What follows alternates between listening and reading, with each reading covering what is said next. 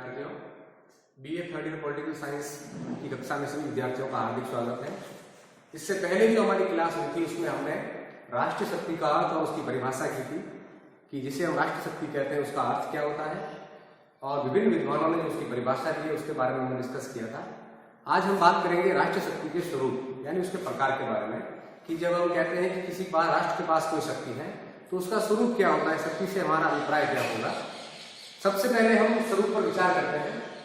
Palmer और Parkinson कहते हैं कि राष्ट्रीय शक्ति का अर्थ है सैनिक शक्ति। अंतर्राष्ट्रीय राजनीतिक विषयों के जानकार लोग ये मानते हैं कि जब हम कहते हैं किसी राष्ट्र के पास नेशनल पावर है, इसका मतलब उसके पास आला दर्जे की सैनिक शक्ति है। एक जमाने में यह कहा जाता था कि ब्रिटेन जो है वो दुनिया पर राज कर रहा है, उसका बड़ा कारण था उसकी नौ सैनिक शक्ति। और आज हम कह रहे हैं कि अमेरिका दुनिया पर शासन कर रहा है, तो उसका एक बुनियादी कारण आर्थिक शक्ति होने के साथ साथ सैनिक शक्ति भी है। जिस राष्ट्र के पास सैनिक शक्ति जितनी ज्यादा होगी, क्योंकि आज दुनिया जो है वो तकनीकी विषयों की जानकार है, ज्यादा सेनाओं का भार वहन करने से ज्यादा तकनीकी पारदर्शिता जब आप प्राप्त कर लेते हैं तो दुनिया पर आप शासन कर सकते हैं। तो अंतर्राष्ट्रीय राजनीति के जानकार ये कहते हैं कि जब हम कहते हैं कि किसी राष्ट्र के पास कोई शक्ति है तो उसका पहला अभिप्राय होगा सैनिक शक्ति। अमेरिका, इजराइल, ब्रिटेन और फ्रांस, आप पढ़ते भी होंगे कि इनके पास दुनिया की बेहतरीन सेनाएं हैं, आधुनिक सेनाओं का गठन है, और सबसे अच्छी बात यह कि उनके पास तकनीकी जानकारी सबसे ज्यादा है दुनिया में। अमेरिका दुनिया के किसी भी हिस्से पर विदिन सेकेंडों के अंदर हमला कर सकता है। इसी प्रकार जो है सोवियत रूस एक जमाने का, और आज का रूस जो है दुनिया के किसी भी हिस्से पर विदिन सेकेंड के अंदर जो है हमला कर सकता है। तो शक्ति का पहला अभिप्राय होगा किसी राष्ट्र के पास सैनिक शक्ति का। दूसरा है मनोवैज्ञानिक शक्ति। मनोवैज्ञानिक शक्ति का अर्थ है वे प्रतीकात्मक साधन जिसके आधार पर आप लोगों के मन मस्तिष्क पर शासन करते हैं। जैसे एक जमाने में यूरोपियन सभ्यता जो है वो ईसाई प्रतीकों के साथ दुनिया पर शासन कर रही थी। ब्रिटिश क्राउन जो है वो क्राउन के आधार पर दुनिया पर शासन कर रहे थे, यानी वे साधन जिससे हम लोगों पर प्रभाव डाल सकते हैं। आज भी हम मध्य एशिया की अगर बात करें तो वहां की जो ईसाई सभ्यता है वो ईसाई प्रतीकों के आधार पर दुनिया पर शासन करने की संकल्पना कर रही है। तो एक प्रकार से व्यक्ति के मनो मस्तिष्क पर शासन डालने वाले प्रतीकात्मक साधन जिससे आप लोगों को प्रभावित कर सके, उन्हें अपना फॉलोअर या अनुयायी बना सके, वो कहलाती है मनोवैज्ञानिक शक्ति। और इस शक्ति का प्रयोग एक जमाने का यूरोप, पश्चिमी एशिया के अंदर जो है वो ईसाई सभ्यताएं कर रही है। दुनिया भर के देश, अमेरिका जो है वो उनके भी अपने मनोवैज्ञानिक साधन है जिसके आधार पर वो दुनिया पर शासन कर रहे हैं। तो सैनिक शक्ति, मनोवैज्ञानिक शक्ति, और तीसरी शक्ति है आर्थिक। आपके पास रिसोर्सेज कितने हैं, आपके पास तकनीकी जानकारी कितनी है, आपके पास जो जनसंख्या है वो कितनी कार्मिक है, कितनी निकम्मी है। जितनी अच्छी जनसंख्या है, जितने अच्छे रिसोर्सेज है, जितना बड़ा भूभाग है, यानी राष्ट्रीय शक्ति के जो तत्व है वो जितने ज्यादा आपके पास होंगे उससे आपकी आर्थिक पावर बढ़ेगी और आप उसका प्रयोग जो है दुनिया पर दबाव बनाने के लिए कर सकते हैं। जैसे अमेरिका अपनी सैनिक शक्ति का भी प्रयोग करता है, मनोवैज्ञानिक शक्ति का भी प्रयोग करता है, और तीसरा वो अपनी आर्थिक शक्ति का भी प्रयोग करता है। उसका बुनियादी अर्थ यह है कि अमेरिका के पास दुनिया के वर्ल्ड बैंक या दुनिया के जो बड़े आर्थिक जो संस्थाएं हैं उसमें अमेरिका में है।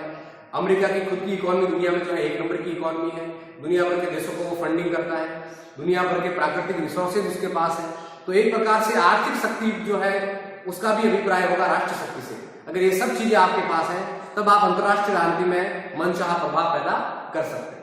आगे हम चर्चा करते हैं राष्ट्रीय शक्ति के साधन, यानी आखिर राष्ट्रीय शक्ति को आप प्राप्त कैसे करते हैं, कैसे किसी दूसरे राष्ट्र पर आप इसके माध्यम से दबाव बना सकते हैं।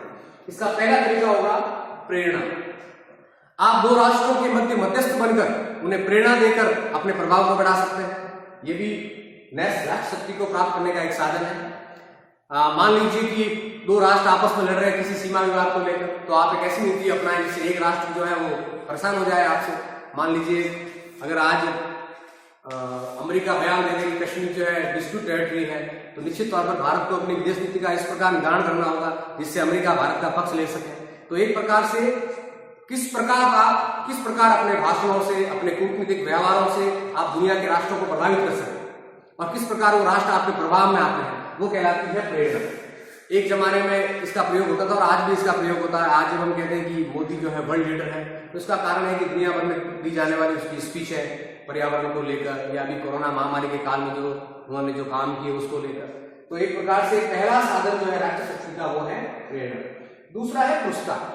किसी राष्ट्र को फायदा पहुंचाना, पुरस्कार देना, पुरस्कार का अर्थ है उसको आर्थिक लाभ देना, उसको सैनिक सहायता देना, कोई उद्योग या उपक्रम स्थापित करने में उसकी सहायता करना, और इस प्रकार आप उस राष्ट्र को अपने प्रभाव में ले सकते हैं। ये भी एक साधन है राष्ट्र शक्ति को बिल्डअप करने का। इसका प्रयोग निश्चित तौर पर पश्चिम के देश करते हैं, जैसे जापान ने हमें मेट्रो दिया, एक प्रकार से हमें रिवार्ड पुरस्कार दिया कि ये तकनीक अगर आप अपने स्तर पर अगर मेट्रो का डेवलपमेंट नहीं कर सकते तो बुलेट ट्रेन का हम डेवलपमेंट करेंगे। तो एक प्रकार से उसने पुरस्कार देकर भारत के पक्ष में अपनी विदेश नीति को मोड़ा। दूसरा है पनिशमेंट देना, दंड देने का अर्थ है किसी की आर्थिक सहायता रोक देना या ऋण भार बढ़ा देना, उसके ऊपर जो आपने कर्जा दिया है उस पर जो है ब्याज की दरें जो है वो बढ़ा देना, या उससे कूटनीतिक संबंध तोड़ देना, उससे व्यापार जो है वो बंद कर देना। हाल ही में एक घटना आपने सुनी होगी कि मलेशिया ने कश्मीर को लेकर भारत के खिलाफ बयान दिया, तो भारत सरकार ने ऐसी नीति बनाई कि मलेशिया का जो पाम ऑयल जो 70% भारत में बिकता था, भारत ने खरीद से इनकार कर दिया और भारत ने कहा कि अब अगले फाइनेंशियल ईयर में जो हम पाम ऑयल खरीदेंगे वो हम इंडोनेशिया से खरीदेंगे, हम मलेशिया से जो है वो नहीं खरीदेंगे। तो एक प्रकार से भारत ने एक ऐसा दंड उसको दिया कि उसकी इकोनॉमी पर प्रभाव पड़ा और जो वहाँ के प्रधानमंत्री थे महातिर मोहम्मद, उनको इस्तीफा देना पड़ा, उन्हें सरकार से जाना पड़ा। तो इसी प्रकार अंतर्राष्ट्रीय राजनीति में जब इराक ने कुवैत पर हमला किया तो दुनिया भर के देशों ने उस पर दंड लगाए, प्रतिबंध लगा दिए बहुत ज्यादा, अपने दूतावास बंद कर दिए, एयरलाइन सर्विसेज बंद कर दी, और इस प्रकार विभिन्न राष्ट्रों ने अपने प्रभाव को बताने का प्रयास किया। अगला है बल। बल का अर्थ है शारीरिक या सैनिक शक्ति का प्रयोग करना किसी राष्ट्र को समझाने के लिए जब वो नहीं माने। जब इराक पर हमला हुआ, इराक द्वारा कुवैत पर हमला किया गया तो बहुत सारी समझौता वार्ताएं हुई, जब वार्ताओं में वो नहीं माना तो आगे जाकर यूएनओ के नेतृत्व में यूएस ने मिलकर उसके ऊपर हमला किया और उसको पनिशमेंट किया।